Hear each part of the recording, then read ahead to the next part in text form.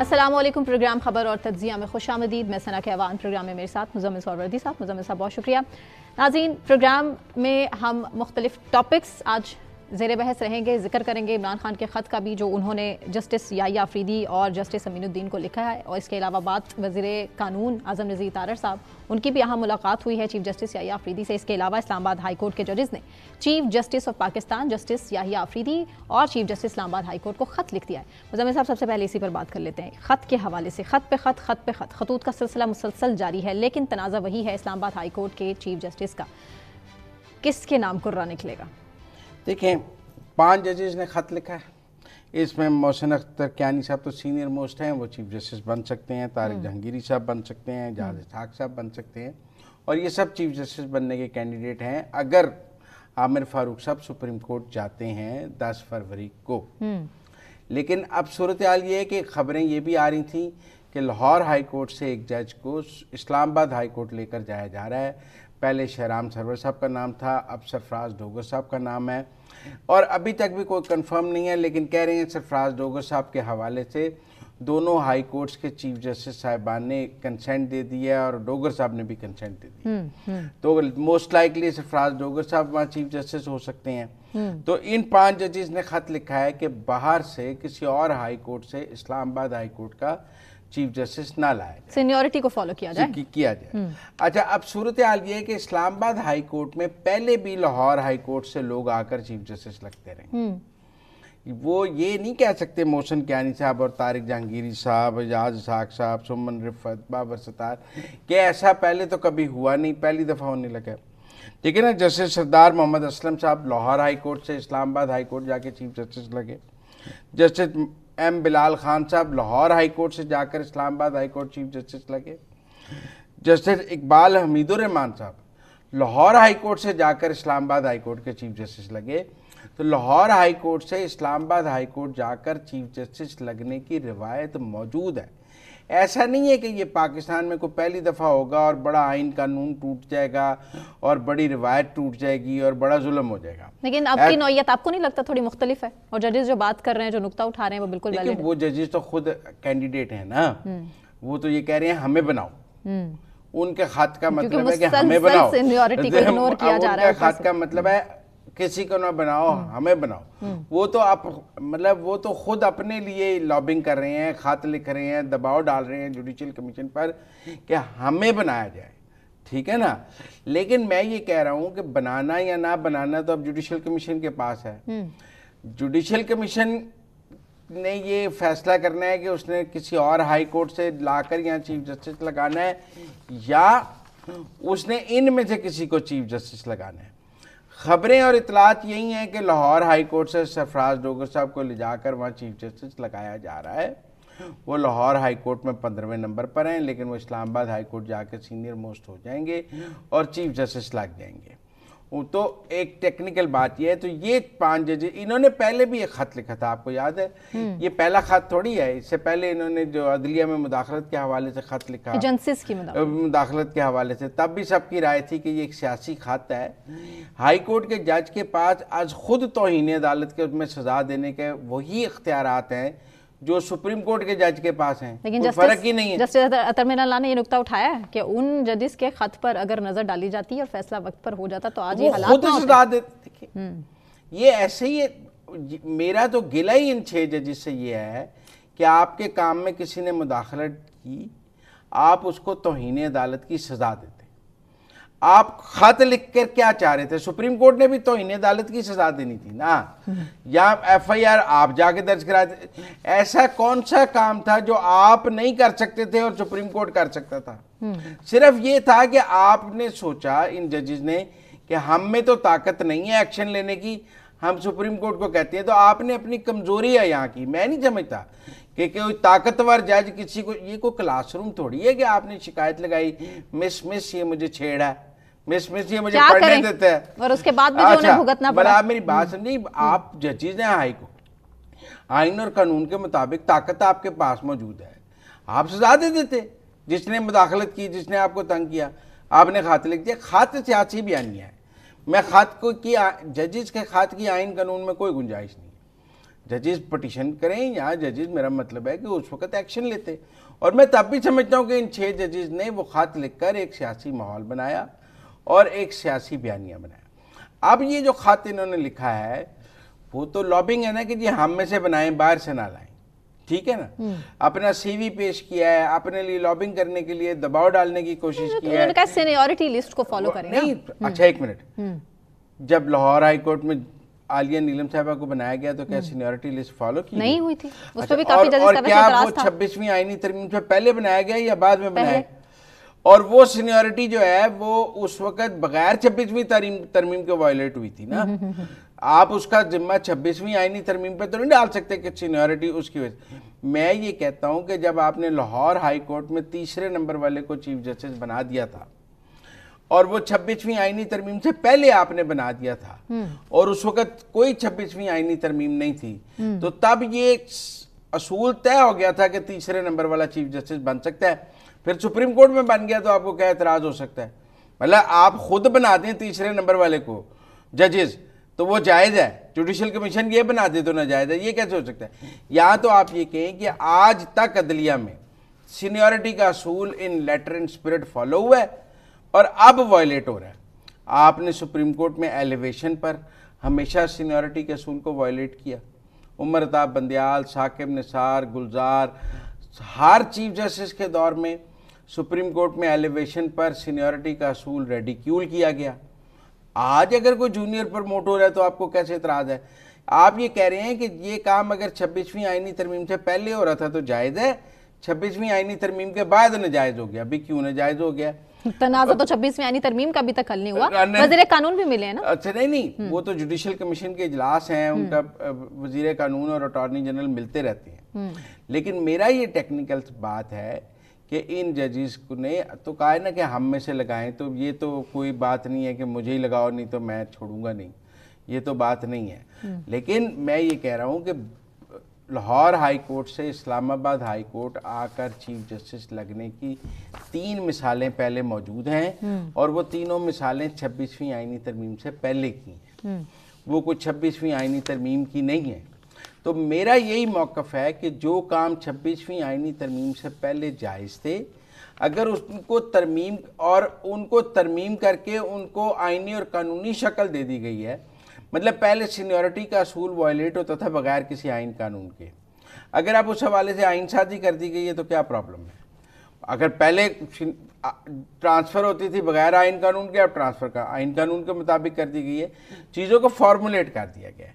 तो मेरे ख्याल में ऐसा कुछ नया नहीं हो रहा जिस पर हम ये मातम करने लग जाएं कि हाय इससे पहले तो ऐसा कभी नहीं हुआ।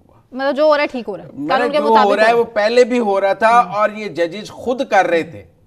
दे हैव और वज़ीर कानून की भी जो मीटिंग है चीफ जस्टिस साहब से, वज़ीर कानून की भी जो मीटिंग है आज़म नज़ीर तारड़ साहब की, वो मामूल के मुताबिक है। पहले कुछ भी बड़ा आप उसमें ये नहीं बताएं है। क्या उमर अताब बंदियाल साहब, साकिब निसार साहब के दौर में वज़ीर कानून और अटॉर्नी जनरल चीफ जस्टिस को नहीं मिलते? लेकिन टाइमिंग बड़ी इंपॉर्टेंट। अच्छा नहीं, टाइमिंग पे ही मिलते रहे ना। जब भी जजेस की तैनातियां होती थी, मुझे अच्छी तरह याद है उमर अताब बंदियाल साहब ने सुप्रीम कोर्ट में एलिवेशन के लिए नाम पुट किए, वो थ्रू ना हुए तो उन्होंने बाद में अटॉर्नी जनरल और उनसे बात करके वोट हासिल किए। और बहुत सारे लोग कहते हैं कि उमर अताब बंदियाल साहब ने उस वक्त जनरल बाजवा को कहा कि हुकूमत को कहें कि मेरे हक में वोट डाले जुडिशल कमीशन में, मेरे अपने जजेस मेरे हक में वोट नहीं डाल रहे तो आप वोट डलवा के मेरे 2 जजेस जो हैं वो करा के दें। तो यहाँ तो जजेस की तैनातियों के लिए चीफ जस्टिस साहिबान हमेशा मिलते रहे हैं, पहली दफ़ा थोड़ी मिले हैं। और इस वक्त तो बहुत अहम तैनातियाँ हो रही हैं, मतलब सुप्रीम कोर्ट की तैनातियाँ होनी हैं, इस वक्त पेशावर हाई कोर्ट होना है, बलूचिस्तान हाई कोर्ट होना है, लाहौर हाई कोर्ट होना है। तो टेक्निकल तो बहुत सारे हाई कोर्ट्स की तैनातियाँ हैं और फिर सुप्रीम कोर्ट में 8 जजेस ने आना है। अगर सुप्रीम कोर्ट में 8 जजेस नए लग गए तो पाकिस्तान की जुडिशल जो मंजरनामा है वो सारी हैयत ही तब्दील हो जाएगी। ये जो रोज़ कहते हैं ना फुल कोर्ट बना लें, फिर इनको हम रोज़ कहना आइए फुल कोर्ट बनाए तो उन्होंने भाग जाना है, क्योंकि जजेस अपनी मर्जी के आ जाएंगे। इस वक्त वो समझते हैं ना कि वो जैसे ये इस्लामाबाद हाईकोर्ट के 5 जजेस ने एक यूनियन सी बनाई हुई है और वो समझते हैं हमारी हेजमनी है, उसी तरह सुप्रीम कोर्ट में भी 7-8 जज समझते हैं कि हम अक्सरियत में हैं, फुल कोर्ट बनेगा तो हम मिलकर फैसला कर लेंगे। नए जजेस आ गए तो फुल कोर्ट बना लें, ये कौन सा मसला है? नए जजेस आने दें, जितने फुल कोर्ट कहेंगे उतने बना देंगे, ऐसी कौन सी बात है? एक और खत की भी बात कर लें हैं? इमरान खान साहब के खत अगले सेगमेंट में करते हैं, ठीक है। लेकिन मेरे ख्याल में इस्लामाबाद हाई कोर्ट में और सुप्रीम कोर्ट के जो नए जजेस हैं ना, पाकिस्तान का पॉलिटिकल लैंडस्केप भी बदल जाएगा उससे। एक तो chief justice Islamabad high court जा रहे हैं, लाहौर हाई कोर्ट में बड़ी टाई है। आप देखें ना, लाहौर हाई कोर्ट में अगर 2 तो जज सुपरसीड हुए हैं, बाकर नजवी साहब और शुजात अली खान साहब, और वो जैसे मंसूर अली शाह साहब सुपरसीड हुए हैं, तो क्या वो 2 जजेस सुप्रीम कोर्ट जा पाएंगे या आलिया नीलम सुप्रीम कोर्ट जाएंगी और ये जजेस सुपरसीड ही रहेंगे और कोई और लाहौर हाई कोर्ट का चीफ जस्टिस मजीद नीचे से आके बन जाएगा? ये भी बड़ा मतलब है कि अब सीनियरिटी आलिया नीलम से शुरू होगी या शुजात और बाकर नजवी में से किसी को चांस दिया जाएगा या इन दोनों को सुप्रीम कोर्ट ले जाया जाएगा? तो लाहौर हाई कोर्ट का मसला सुप्रीम कोर्ट से ज्यादा मुश्किल है और दिलचस्प है, लेकिन सूरत हाल ये है कि लाहौर हाई कोर्ट में वो खत नहीं लिख रहे, बाकर नजवी साहब और शुजात अली खान साहब ना मिलकर खत नहीं लिख रहे, जैसे इस्लामाबाद हाई कोर्ट के जज साहिबान ने खत खताबत शुरू की हुई है ना मंसूर अली शाह साहब की तरह, वैसे लाहौर हाई कोर्ट से खत नहीं लिखे जा रहे। नहीं तो लाहौर हाई कोर्ट का मंजरनामा तो इस्लामाबाद से भी दिलचस्प है, और वहाँ अब सुपरसीडेड जजेस ने ऊपर जाना है या नहीं जाना, उनको सुप्रीम कोर्ट में चांस दिया जाएगा या नहीं दिया जाएगा, और आलिया नीलम साहब अब स्टे करेंगी या वो सुप्रीम कोर्ट चली जाएंगी। अब जो 8 जजेस नए आने हैं उनमें से लाहौर हाई कोर्ट से कितने आएंगे, सुप्रीम कोर्ट से कितने, वो सिंध से कितने, बलूचिस्तान से कितने, पेशावर से कितने, कौन कौन सा चीफ जस्टिस आ जाएगा, और कौन हो सकता है 3-4 हाई कोर्ट्स के चीफ जस्टिस साहिबान सुप्रीम कोर्ट पहुंच जाएं तो हमें 3 हाई कोर्ट्स में नए चीफ जस्टिस लगाने पड़ जाएं। मतलब अगर Islamabad high court, Lahore high court और बलूचिस्तान या पेशावर में से किसी एक high court 3 chief justice supreme court land कर जाती हैं, तो फिर 3 नए चीफ जस्टिस आ जाएंगे 3 हाई कोर्ट्स में।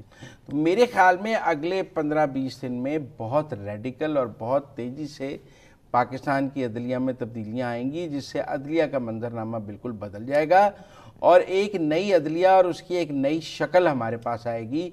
जो अदलिया हम पिछले कुछ सालों से देख रहे हैं, जो जुडिशल एक्टिविज्म देख रहे हैं, मुझे शायद अब उसका खात्मा नजर आ रहा है। अच्छा, जल्दी फैसले भी मुझे लगता है कि वो जो जुडिशल एक्टिविज्म था और जो कहा जाता था कि एक सियासी जमात की सहूलतकारी, तो वो मुझे ख़त्म नज़र आता है, ख़त्म आ रहा है। आप देखें ना पिछले दिनों जो मंसूर अली शाह साहब ने सुप्रीम कोर्ट में किया, फिर आईनी बेंच ने उसको कैसे जो है, लेकिन उनके जजेस की हमायत हासिल है, उनको जजेस की हमायत हासिल है, लेकिन आईनी बेंच ने उनका फैसला उड़ा के रख दिया ना। 13 और 16 जनवरी का फैसला उन्होंने कहा, आईनी बेंच ने तो उनको ही पोजीशन से उड़ा के रख दिया, उनका फैसला क्या फैसला भी उड़ा के रख दिया, और वो फैसला जो है वो अब स्टैंड नहीं करता, और वो एडिशनल रजिस्ट्रार भी वापस आ गए हैं। मेरे ख्याल में जो जुडिशल एक्टिविज्म है और जो सुप्रीम कोर्ट में बार बार 26वीं आईनी तरमीम को एक फैसले के जरिए ख़त्म करने की बात की जा रही है, वो शायद इस तरह जब सुप्रीम कोर्ट में नए जजेस आ जाएंगे तो हमें नए आईनी बेंच भी नज़र आ सकते हैं और नए सुप्रीम कोर्ट में बेंचेस भी नज़र आ सकते हैं, और मुझे लगता है उससे चीफ जस्टिस जाहिया आफरीदी भी मज़ीद मजबूत हो जाएंगे। और जो इस वक्त सुप्रीम कोर्ट के अंदर जजेस की अंदरूनी पॉलिटिक्स है, मुझे वो कमज़ोर होती और चीफ जस्टिस पता नहीं आने वाले टाइम में कमज़ोर होती नज़र आ रही है, तफरीक बढ़ती हुई नज़र आ रही है, तो आने वाला वक्त बताएगा। मुझे लगता है कमज़ोर, क्योंकि हर गुजरते दिन के साथ फैसलों पर एतराज़ उठ रहे हैं, खत सामने आ रहे हैं। एक ग्रुप की जो हेजमनी है ना, वो हेजमनी ख़त्म हो जाएगी। पता नहीं एक की खत्म होगी कि बाकियों की ज्यादा हो जाएगी, सर मुसल्लत हो जाएगी पार्टी जो इस वक्त एक ग्रुप है उसकी हेजमनी खत्म हो जाएगी, और मुझे लगता है चीफ जस्टिस जाहिया आफरीदी और आईनी बेंच के सरबराह अमीनुद्दीन साहब मजबूत हो जाएंगे, और 26वीं आईनी तरमीम भी मजबूत हो जाएगी नए जजेस की तैनाती। ब्रेक लेते हैं, ब्रेक से वापस आने के बाद एग्जैक्ट यहीं से कंटिन्यू करेंगे, मजीद खत भी हैं उनका भी जिक्र करना है एक ब्रेक के बाद। वेलकम बैक नाज़रीन। मुज़ाकरात बेनतीजा ख़त्म। हुकूमत ये कहती है कि तहरीके इंसाफ मुज़ाकरात के हवाले से कभी सीरियस ही नहीं थी, और ये तहरीके इंसाफ है जो कि हमेशा फ़साद की सियासत करती है और मुफाद की सियासत इनको पता ही नहीं है कि मुफाहमत की सियासत किसे कहते हैं। इसके अलावा इमरान खान के ख़त के हवाले से भी जिक्र करेंगे, जिसमें उन्होंने नुक्ता उठाया है, बल्कि बहुत से नकायत सामने रखे कि पाकिस्तान में आइन तबाह हो चुका है, इस पर भी बात, और तोशा खाना के हवाले से भी बात हम करेंगे, जिसके हवाले से नई पॉलिसी का इजरा हो चुका है। मुदम्मिल साहब, सबसे पहले तो मुज़ाकरात पर आप क्या कमेंट करना चाहेंगे, क्योंकि फ़िलहाल तो हुकूमत ही है जो कि तहरीक इंसाफ को नॉन सीरियस कह रही है मुज़ाकरात के हवाले से। देखिए 31 जनवरी है आज, और जो तहरीक इंसाफ ने कहा था कि 31 जनवरी तक डेडलाइन है, तो उन्होंने ख़त्म तो पहले ही कर दिए, लेकिन मेरे ख्याल में उन्हें 31 जनवरी तक मुज़ाकरात जारी रखने चाहिए थे। आज डेडलाइन थी, तो आज बाज़ाब्ता तौर पर मुज़ाकरात ख़त्म होने थे तहरीक इंसाफ की डेडलाइन के मुताबिक। अब हुकूमत कहती है कि हम आज भी उनका इंतजार करते रहे और वो नहीं आए, और उन्होंने हुकूमत की पेशकश मुस्तरद कर दी। लेकिन ये अफसोसनाक अमर है कि ये जो मुज़ाकरात के जो बेनतीजा हुए, ये कोई पॉजिटिव साइन नहीं है पाकिस्तान की पॉलिटिक्स में। लेकिन टेक्निकल बात ये है कि अब मैं और आप यहाँ बैठकर किसको कसूरवार ठहराएं।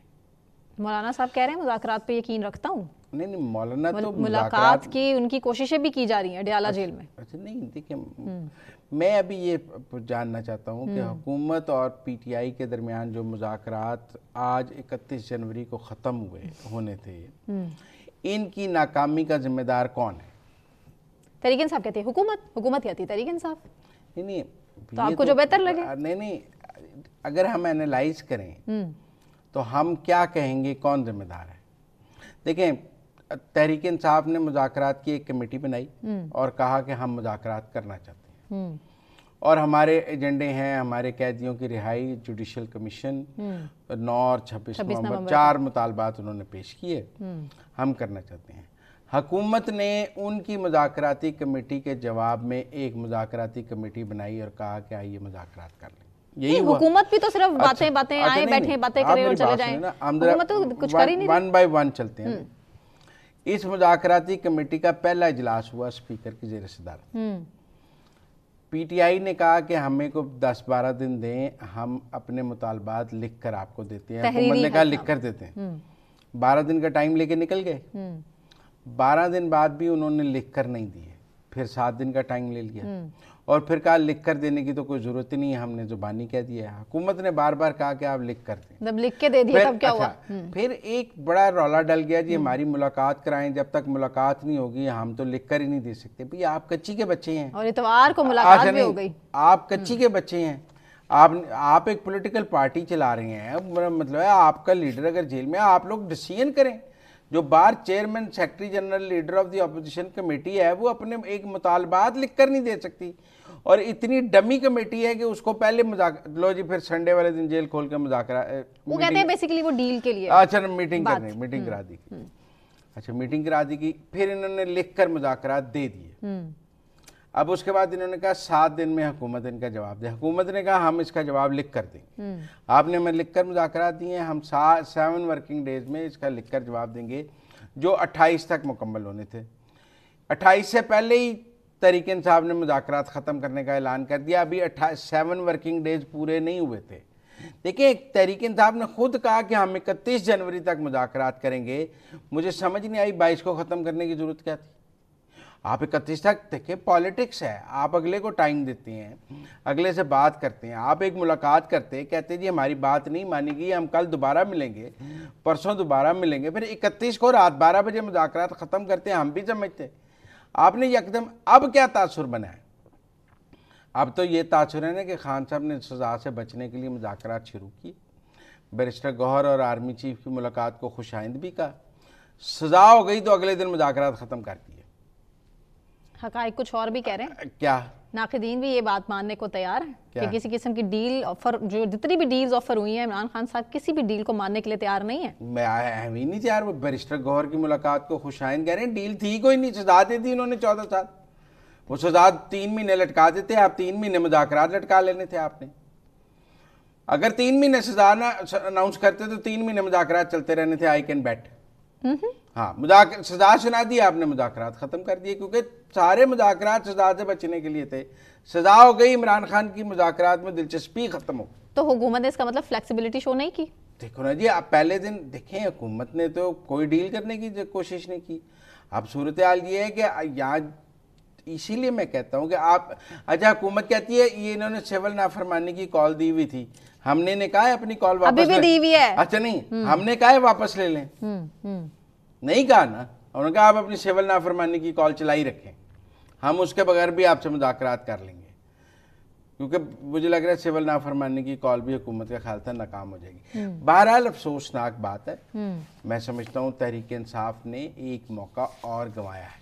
इससे पहले जब मुल्क में आम इंतखाबात के लिए PDM और PTI के मुज़ाकरात हुए थे, तब PDM मुज़ाकरा इंतखाबात की एक डेट PTI को ऑफ़र कर रही थी। तब भी PTI ने वो डेट नहीं मानी और उसके नतीजे में मुल्क में 1 साल इंतखाबात लेट हुए। जो सारा कुछ हुआ उसका PTI को नुकसान हुआ। आज PTI के लोग कहते हैं कि हमें वो डील मान लेनी चाहिए थी, वो डेट मान लेनी चाहिए थी। बहुत बार पॉलिटिकल टेबल पे PTI को ऐसी डील मिली है सियासी तौर पे जो उनके लिए फेवरेबल थी, उन्होंने अपनी हट दर्मी से वो ज़ाया की है और बाद में पछताया है। जैसे KP और पंजाब की हुकूमतें तोड़ के पछताया डील ये थी कुछ हमारी माने, हम कुछ आपकी मानते हैं। पॉलिटिक्स में ऐसी होती है। हाँ, लेकिन वो किसी सूरत मानने को तैयार ही नहीं है। बातें नहीं मनवा सकते दूसरी पार्टी से। तो मेरे ख्याल में PTI को मैं ज़्यादा जिम्मेदार समझता हूँ इन मुज़ाकरात की नाकामी का, और मेरी राय में इन मुज़ाकरात की नाकामी की जिम्मेदारी ज़्यादा तहरीक इंसाफ पर आयद होती है। तोशाखाना की बात, तोशाखाना में आने वाले जो तहाइफ हैं उनके हवाले से नई पॉलिसी का इजरा कर दिया गया है, क्या बनेगा? तोशाखाना का भी पाकिस्तान में बड़ा तनाज़ा है।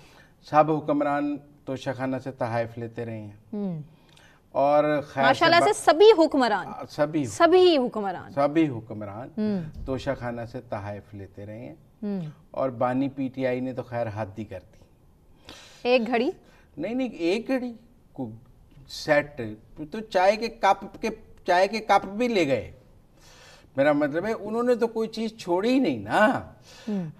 लेकिन टेक्निकल बात यह है कि उन्होंने, देखें, ये तोहफे होते हैं सोविनियर्स के तौर पे कि आप अपने पास रखते हैं तारीख में कि मुझे फ़लाँ हेड ऑफ़ द स्टेट ने ये तोहफ़ा दिया था, मैंने रख लिया, इसीलिए सस्ते दाम में आपको दिए जाते हैं।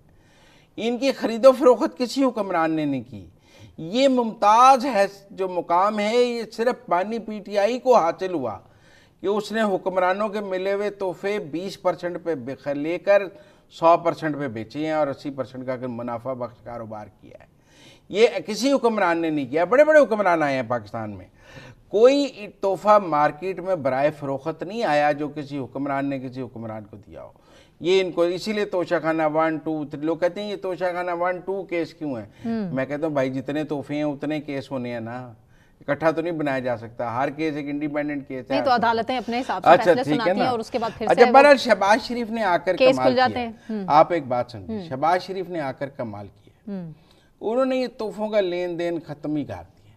$300 से कम मालियत का तोहफा मुकर्ररा कीमत की अदायगी के बाद हासिल कर सकते, वो भी देखें पूरी कीमत देकर। एक तो $300 तक का तोहफा, अगर कोई कम कीमत तोहफा है, $300 60-70 हज़ार रुपये बनते हैं, 80,000 रुपये। अगर तो कोई इतना तोहफा है तो आप पूरे पैसे देकर ले सकते हैं। और अगर तोहफे की मालियत $300 से ज्यादा है तो फिर नीलामी होगी और वो पैसे जो हैं वो पब्लिक रिलीफ में जाएंगे, किसी की जेब में नहीं जा सकते।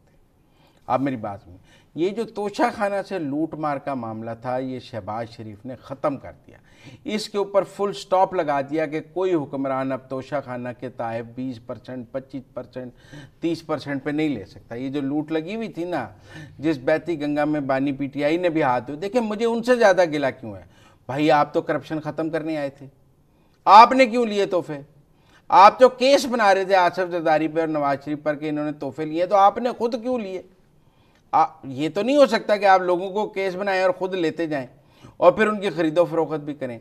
लेकिन मैं ये समझता हूँ कि पाकिस्तान की जो एक पॉलिटिकल करेक्शन भी हुई है और फाइनेंशियल करेक्शन भी हुई है, जो शहबाज शरीफ ने कहा है कि अब तोहफों की $300 से ज़ायद मालियत के तोहफों की नीलामी होगी। सदर, वज़ीर आज़म, वज़रा और आला सिविल और फौजी अफसरान, जजेस तक, जिसको भी, मतलब बहुत सारे लोग कहते थे कि जी फौजी अफसरान को जो तोहफे मिलते हैं वो कहाँ जाते हैं, उनकी भी अब नीलामी है। जजेस को मिलने वाले तोहफों की भी नीलामी है, वज़रा को मिलने वाले तोहफे भी तोशाखाना में जमा होंगे। अब ये जो मौजूदा हुकूमत ने, शहबाज शरीफ की हुकूमत ने तोशाखाना से के दरवाजे ये जो वज़रा और हुक्मरानों पर बंद कर दिए। अब उसके तोहफे अगर आप हुकूमत पाकिस्तान नीलाम, बहुत सारे तोहफे जो शहबाज शरीफ के दोस्तों ने उन्हें बतौर दोस्त भी दिए हैं और वज़ीर आज़म हैं वो, तो उन्होंने वो भी तोशाखाना में जमा करा दिए। सिर्फ हुक्मरानों वाले नहीं, जो उनको ज़ाती, मतलब अगर कोई मिलने आता है और वो शहबाज साहब के लिए कोई तोहफ़ा ले आता है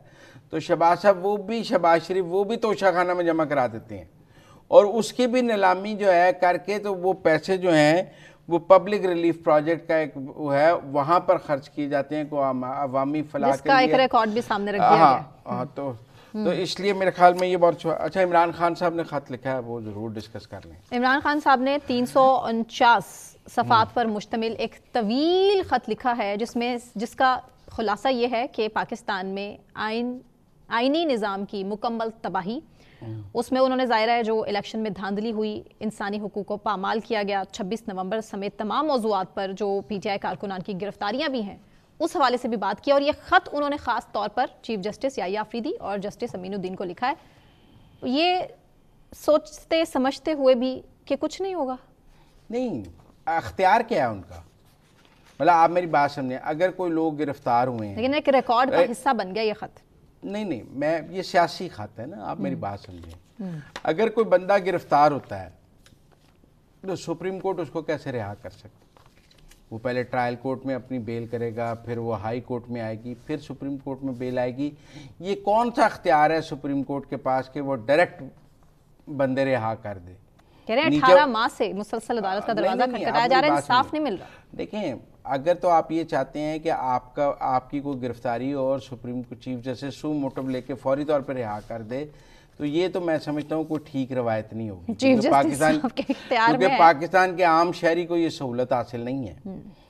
टेक्निकल बात यह है कि अगर आपको गिरफ्तारियों पर रिहाइयों की बात करनी है तो सुप्रीम कोर्ट के चीफ जस्टिस के पास तो ऐसा कोई इख्तियार नहीं है कि वो किसी बंदे को बराह रास्त खुद ही रिहा कर दे।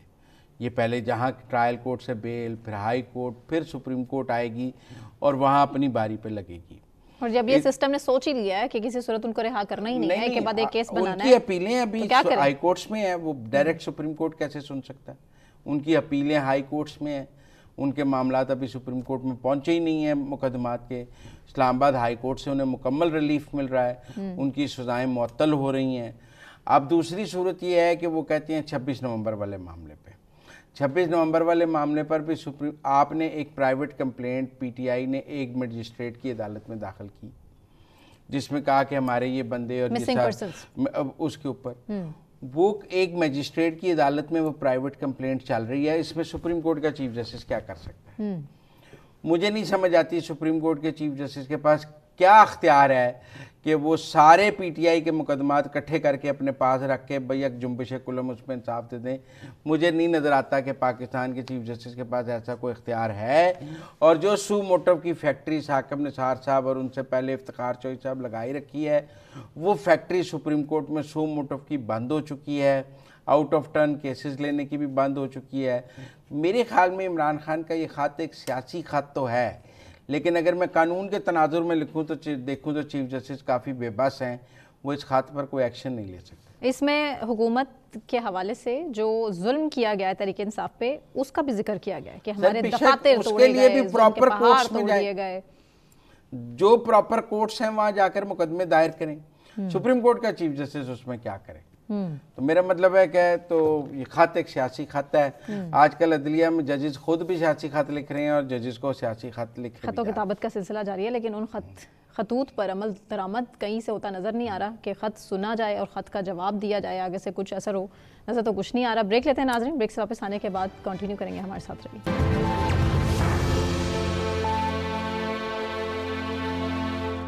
वेलकम बैक नाज़रीन। और अब बात जमात इस्लामी के एहतजाज के हवाले से, महंगी बिजली और IPPs के जो मुआहदे हैं उनके खिलाफ कि भाई कोई किसी किस्म का जो है रिलीफ आम आदमी तक नहीं पहुंच रहा है, बिजली उसी तरह की महंगी है। मुल्कगीर एहतजाज की हड़ताल की कॉल दी गई थी और मुजाहरे मुख्तलिफ मकामात पर, जो 14 मकामात हैं कराची समेत, वहाँ पर एहतजाज होना था, लेकिन एहतजाज हुआ या नहीं, इसी पर बात कर लेते हैं। हमारे साथ मौजूद हैं सेक्रेटरी जनरल जमात इस्लामी अमीरुल अज़ीम साहब। अमीरुल अज़ीम साहब, thank you so much for having us. Sir, government क्या सीरियस लेगी आपके एहतजाज को? अवाम ने ही सीरियस नहीं लिया, लोग सड़कों पर तो आए नहीं। नहीं, लोग आए हैं अभी सड़कों के ऊपर, पता नहीं आप कौन सी सड़क देखते रहे। अगर आप यहाँ लाहौर में जाते, प्रेस क्लब के बाहर बड़ा शानदार मुजाहरा हुआ है, कराची के अंदर हुआ है, पिंडी में हुआ है, गुजरांवाला में है, फैसलाबाद में है। और अगर आप मुझे कहें तो मैं अभी आपको सोशल मीडिया पे जो चीज़ें मेरे पास हैं वो मैं आपको भेज देता हूँ, आप TV पे चला दीजिए। फैसला जो है वो नाजरीन ने करना है कि लोग आए कि नहीं आए। अच्छा अमीरुल अज़ीम साहब, आप लोगों ने एक धरना दिया काफ़ी दिन फैज़ाबाद पिंडी, फिर आपका बिजली की कीमतों पर हुकूमत से मुआहदा हो गया और आप एक मुआहदे के नतीजे में वहाँ से उठ गए और आपने कहा कि अगर बिजली सस्ती नहीं होगी तो हम दोबारा धरना देंगे। तो अब हुकूमत, उसके बाद हुकूमत की तरफ से ये आया कि आईपीपी से मुआहदे रीनिगोशिएट हो रहे हैं, टास्क फोर्स बनी, काफ़ी काम हुआ। तो अगर तो आप समझते हैं कि हुकूमत ने काफ़ी काम किया है तो फिर आज के एहतजाज की ज़रूरत नहीं थी, और अगर हुकूमत ने कोई काम नहीं किया तो फिर आपको दोबारा फैज़ाबाद धरना देना चाहिए। ये आप दरमियान का रास्ता क्यों ढूंढ रहे हैं? अच्छा, नहीं, दरमियान का रास्ता नहीं है, ये एक अलर्ट कॉल है हुकूमत के लिए। बुनियादी तौर पे जब हमने इस्लामाबाद और फिर लियाकत बाग के अंदर धरना दिया था तो उसमें हुकूमत पहले दिन से ये कह रही थी कि देयर इज़ नो प्रॉब्लम, कोई मसला नहीं है। फिर जब हमारी उनसे गुफ्तगू हुई, उन्होंने कहा नहीं, कोई जो है वो हम कैपेसिटी सरचार्ज इतनी दे रहे, कोई और इस तरह की चीज़ें नहीं हैं। फिर तीसरी दफ़ा उन्होंने कहा हाँ हो तो सकता है लेकिन बैनुल-अक़वामी बहुत सारे मसाइल हैं। रफ्ता रफ्ता उन्होंने हमारी हर बात को मान लिया और उन्होंने कहा जी आप बिल्कुल ठीक कहते हैं, हमें सिर्फ एक मौका दे दे कि IMF के साथ हम निगोशिएट कर रहे हैं और उसके बाद फिर हम इन तमाम कंपनियों के साथ रीनिगोशिएट करेंगे और बिजली की कीमतें लेकर आएंगे। वो भी उन्होंने हमें बताया कि हम इस हद तक जो है ना वो नीचे लेकर आएंगे। तो हमने उनको एक मौका दे दिया कि जी ठीक है, आप IMF के साथ भी मामलात कर लें, और हमें भी पता था कि एक लंबा चक्कर काटना पड़ेगा। इस दौरान हमने उन पर नज़र ज़रूर रखी, और जब हम गज़ा के हवाले से एक मुलाकात तमाम कौमी जमातों के साथ की तो उस मौके पर भी शहबाज शरीफ साहब ने हमें पूरा ब्रीफ़ किया कि आपकी बात को हम भूले नहीं, हम ये काम कर चुके हैं और ये काम अभी बाकी है। अब हमारी मालूमात के मुताबिक हुकूमत बहुत सारे काम कर चुकी हुई है, उसको फ़ायदा भी हो रहा है, रिलीफ मिल गया है IPPs के ज़रिए से, लेकिन वो रिलीफ अवाम को फराम नहीं किया जा रहा। हमें नज़र आ रहा है कि वो अब यूँ समझ लीजिए कि नई गाड़ियों के ऊपर कि अब ये पैसे जो है वो इधर लौटा दिए जाएं और उधर दे दिए जाएं, और यूँ लगता है कि जैसे हुकूमत कोई फौरी इंतखाबात की तैयारी कर रही है, बड़े बड़े इश्तिहार दिए जा रहे हैं, नई नई स्कीमें लॉन्च की जा रही हैं, तो उसके लिए वो लगता ये है कि शायद ये पैसा उस तरफ जो है ना वो इस्तेमाल करने की कोशिश हो रही है। इसलिए हमने ये अलर्ट कॉल दी है, एक दिन के लिए धरना दोबारा कब देंगे अजीम साहब? हुकूमत दोबारा धरना कब देंगे? बस मेरा ख्याल है कि देखिए ये सारी चीज़ें तो मैं आज नहीं बताऊंगा, अब इसके बाद हम जाहिर है कि एक और धरना, एक और एहतजाज भी देंगे और फिर फाइनल उसमें हम डेट देंगे। हमने अपनी प्लानिंग कर ली हुई है, हम कमेटियां बना रहे हैं पूरे मुल्क के अंदर, जो हमने मेंबर साजी की थी उसके नतीजे में, और उसके बाद फिर हम इंशाल्लाह एक आखिरी धरना जिसमें हम फैसला कुन तौर पर जो है वो बिजली की कीमतें कम करवा कर ही उठेंगे। साल तो लग ही जाएगा इस काम को? नहीं नहीं नहीं नहीं नहीं नहीं भाई, नहीं साल नहीं है, बस गर्मियाँ आ लेने दें, चूँकि गर्मियों के आने से ही बिजली के बिल भी बढ़ जाएंगे। इस वक्त बिजली की कंजम्पशन भी कम है, हुकूमत खुद ये कहती है कि महंगी बिजली होने की वजह से और मौसम की वजह से बिजली जो है वो बड़ी इस वक्त उसकी जो डिमांड है वो खासी कम है, लेकिन जाहिर है कि आगे चल के गर्मियों में डिमांड भी बढ़ेगी। कह रहे हैं 1 रुपए यूनिट तक सस्ता हो रहा है, एक गवर्नमेंट 1 रुपए यूनिट तक सस्ता करने का प्लान कर रही है। नहीं वो तो देखे ना जी, पहली बात तो ये थी कि हुकूमत तो 1 रुपया भी मानती नहीं थी। हुकूमत तो कह रही थी कि जी हमारे बस में कुछ भी नहीं है, ये सारा प्राइवेट है, हम कुछ भी नहीं कर सकते, बस हमारे हाथ बंधे हुए हैं। फिर आहिस्ता आहिस्ता उन्होंने मानना शुरू कर दिया कि नहीं, बहुत बड़ा गैप मौजूद है और हम कुछ जो प्रोडक्शन ऐसी भी कर सकते हैं कि लोग जो कैपेसिटी सरचार्ज देने के बजाय इंडस्ट्री को वो बिजली जो है वो मुफ्त में फराम कर सकते हैं, या टैक्स फ्री। बहुत सारी स्कीमें हैं जो उन्होंने हमारे साथ बैठ के तय की, जिसकी निशानदेही खुद हमने की थी। अब इस धरने के अंदर उनसे हिसाब मांगेंगे कि भाई आपने जो काम कर लिया है पहले तो उसका रिलीफ आप आवाम को दें। 1 रुपया नहीं, अच्छा नहीं भी कहा ये जा रहा है 7 रुपए यूनिट जो है ना, वो कह रहे हैं कि एस्टेब्लिशमेंट आपके साथ थी इस काम में, आपको आशीर्वाद था एस्टेब्लिशमेंट का कि आप ठीक बात कर रहे हैं, आपके साथ था, आपके धरने को रोका नहीं गया, तो वो साथ खत्म हो गया है या वो साथ अभी तक है? अरे देखिए ये ना एक वक्ती तौर पे कई लोग बैक वक्त काम कर रहे होते हैं। मुमकिन है एस्टेब्लिशमेंट भी हमारे धरने की वजह से जाग उठी हो, क्योंकि हमने तो कोई धरना एक दिन में नहीं किया, आप गवाह हैं और आपका मेरा ख्याल है फुटेज भी गवाह होगा। ये तकरीबन 1 साल पहले से हमने कैंपेन शुरू कर दी थी। वापडा हाउस और जितनी IPPs कंपनीज थी और फिर जितनी डिस्ट्रीब्यूशन कंपनी थी उनके बारे में, तो एक लंबी इनिंग हमने खेली है। फिर लोगों को यकीन आया है। देखें ना, उस अरसे के दौरान तो फिर गौर अयूब साहब भी ट्वीट भी करते रहे, प्रोग्राम भी करते रहे। तो इसका ये मतलब, वो गौर साहब जो जाहिर है, तो वो कई लोग बैक वक्त फिर उन्होंने उसको कैच किया और उसके लिए उन्होंने भी अपनी आवाज़ बुलंद की। तो ये कहना कि हम उनके कहने पर थे, अलबत्ता मैं ये ज़रूर कहूँगा कि हमने जो 1-1.5 साल पहले मेहनत की, चीज़ें एक्सपोज की, उसके नतीजे में कई कौमी हलकों ने उस तरफ तवज्जो की और उन्होंने हमारी आवाज़ में आवाज़ उठाई। अच्छा, आप जरा आखिर में, जरा मेरा टाइम भी कम है, ये ग्रैंड अलायंस में शामिल हो रही है जमात इस्लामी, जो PTI का ग्रैंड अलायंस बन रहा है? नहीं, मेरा ख्याल है हमने बहुत पहले कह दिया था हम किसी अलायंस का हिस्सा नहीं। हम अपने झंडे, अपने निशान, अपने नाम के ऊपर सारी सियासी जद्दोजहद करेंगे। अलबत्ता ये है कि कौमी और बैनुल अक़वामी इशूज़ के लिए हम भी मुख्तलिफ पार्टियों के पास जाते हैं, उनके कहते हैं कि आप हमारी APC में आ जाइए, हमारे प्रोग्राम में आ जाइए। इसी तरह से हम उनके प्रोग्रामों में भी जा सकते हैं, जाने के लिए तैयार हैं।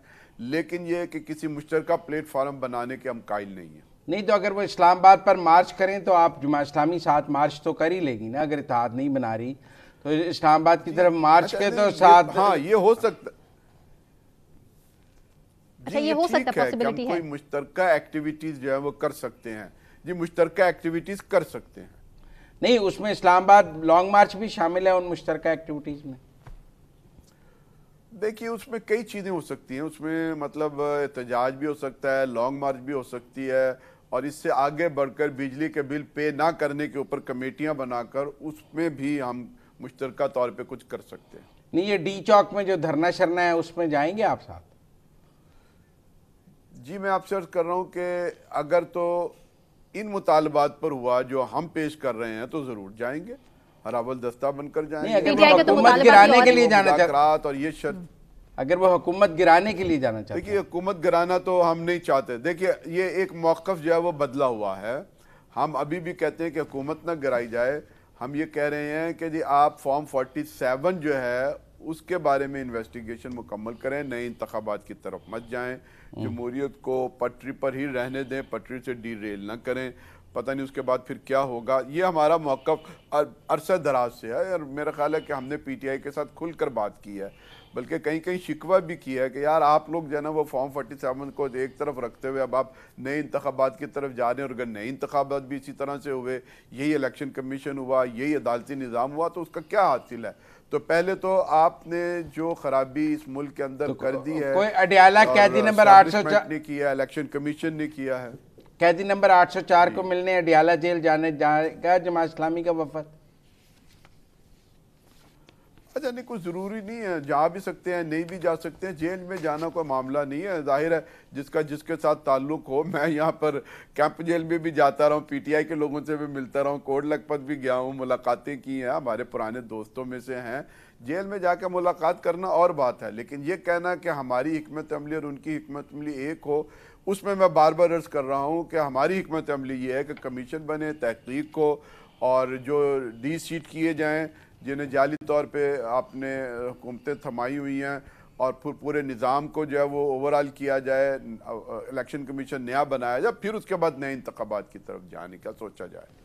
ठीक है, बिल्कुल ठीक है, बिल्कुल ठीक है। बहुत शुक्रिया अमीरुल अज़ीम साहब आपके वक्त के लिए, thank you so much. Muzammil साहब, सूरत हाल तो हमारे सामने आ चुकी है, एहतजाज तो आज दिन भर मुख्तलिफ मकामात पे बहुत कम एहतजाज हुआ है, उस तरह से नहीं। लेकिन बिजली की कीमतें कम होनी चाहिए, और कोई भी बिजली की कीमतें कम करवाने के लिए हुकूमत पर दबाव डाले, हमें उसका साथ देना चाहिए। हाँ, क्योंकि उसमें आम आदमी का रिलीफ की बात है। से भी ये गिला है कि वो अवामी मौजूआत पर एहतजाज नहीं करते, उनके अपने मसाइल नहीं खत्म ज्यादा हैं। तो लिहाजा हमने तो आज ये सेगमेंट भी इसलिए किया है कि हमें बिजली का बिल बहुत ज्यादा आता है, बहुत ज्यादा आता है। मतलब ये है कि था कि सर्दियों के महीने में जरा रिलीफ होगा, वो नहीं है। की आवाज में भी आवाज मिलाएं कि बिजली की कीमत कम होनी चाहिए, बिल्कुल कम होनी चाहिए। बहुत शुक्रिया मुज़म्मिल साहब। इसी के साथ नाज़रीन मुझे सना के अवान को इजाजत दीजिए, अपना बहुत ख्याल रखिए, अल्लाह हाफ़िज़।